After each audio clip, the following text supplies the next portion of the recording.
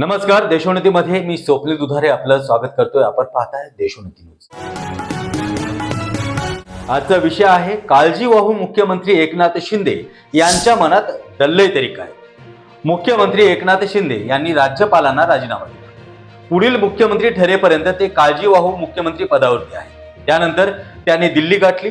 अमित शहा यांची देवेंद्र फडणवीस आणि अजितदादा पवार यांच्यासह त्यांनी भेट देखील घेतली. भेटीनंतर त्यांच्या चेहऱ्यावरती उदासीनता जाणवली आणि या उदासीनतेवरती महाराष्ट्रभरात चर्चा रंगली. असं असतानाही एकनाथ शिंदे हे परतल्यानंतर थेट आपल्या गावी अर्थातच सातारा जिल्ह्यातील दरेगाव या ठिकाणी पोहोचले. दरेगावात पोहोचल्यानंतर त्यांनी आपला मोबाईल बंद केला आणि ते शांत ठिकाणी एकांतात राहिले. असं असताना मुंबईत मात्र चर्चांना उधाण आलं होतं. त्यातच संजय शिरसाट यांनी एक विधान केलं. ते म्हणजे एकनाथ शिंदे दरेगावात जातात तेव्हा काहीतरी मोठा निर्णय घेतात. यानंतर सत्ता स्थापन होण्यासाठी दिरंगाई होत असल्याचं चित्र देखील निर्माण झालं आणि पुन्हा चर्चेला उधाण आलं. अशातच एकनाथ शिंदे काल पुन्हा मुंबईत दाखल झाले आणि आमदार भरत गोगावले यांनी देखील एक विधान केले. ते म्हणाले की एकनाथ शिंदे यांना सत्तेबाहेर राहून सत्ता चालवण्याची इच्छा त्यांनी बोलून दाखवली, पण आम्ही त्यांना त्या बाबतीत विरोध केला.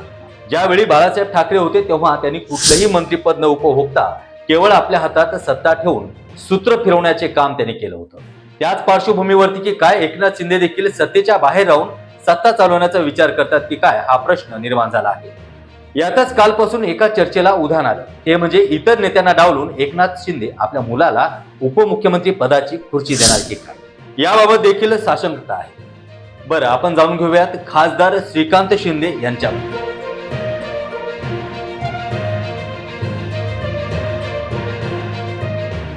श्रीकांत शिंदे 2014, 2019 आणि 2024 असे हॅट्रिक करत कल्याण लोकसभेतून निवडून आले. खरं तर श्रीकांत शिंदे हे MBBS डॉक्टर आहेत. त्याचबरोबर ऑर्थोपेडिक मध्ये त्यांनी MS देखील केला आहे. एकनाथ शिंदे यांच्या प्रत्येक निर्णय प्रक्रियेमध्ये त्यांचा सहभाग असतो.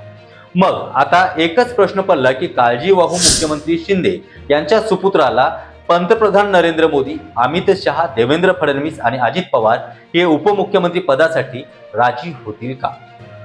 मुख्यमंत्री पदावरती देवेंद्र फडणवीस विराजमान होणार हे चित्र आता स्पष्ट आहे. त्यामुळे आजपर्यंतचा इतिहास पाहताना शक्यतो गृह खातं हे मुख्यमंत्र्यांकडेच राहिलं आहे. त्यामुळे शिवसेनेला महत्वपूर्ण दुसरं खातं कुठलं मिळेल का, हा देखील प्रश्न आता उद्भवत आहे. विशेष म्हणजे खरं तर 23 नोव्हेंबर रोजी महाराष्ट्रातील विधानसभेचा निकाल लागला, पण आज जवळपास 9 दिवस उलटून गेले तरी सत्ता स्थापनेचा मार्ग अद्यापही मोकळा झाला नाही. त्यामुळे एकनाथ शिंदेच्या मनात दल्लय तरी काय, हा प्रश्न पडला आहे. लवकरच याचे उत्तर मिळेल आणि आम्ही देशोन्नतीच्या माध्यमातून राजकीय विविध घडामोडी दाखवण्याचा प्रयत्न सातत्यानं करू. भेटूया पुढील बातमीपत्रात. तोपर्यंत नमस्कार.